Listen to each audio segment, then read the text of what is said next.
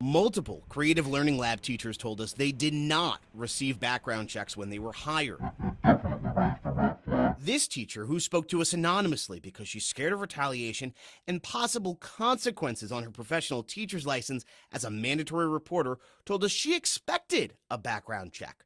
Her offer letter says she needed a successful background screening, and she knew the practice was mandatory because she used to work in public schools.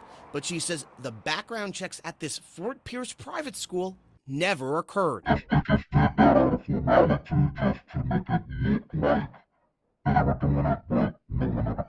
We first started digging into the issue after we heard from teachers who complained they were not getting paid. Some staff members also told us they did not receive a background check.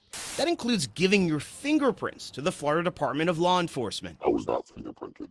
You were not fingerprinted. Did you ever do any level 2 background inspection? I did not. Did you know that's a requirement for schools in Florida? I did not. Florida law and the State Department of Education requires level 2 background checks for school employees. When we reached out to the owner of the school, Chris Madison, about the issue, he sent us a text message earlier in September saying, "Thank you for all you do to ensure the safety of our children," and also exposing what a struggle it is to educate the children in our community. The state's education agency told us any questions about potential investigations should get directed to law enforcement or the Department of Children and Families. FDLE says it has fingerprints from the school, but it directed our questions about any investigation back to the state's education department.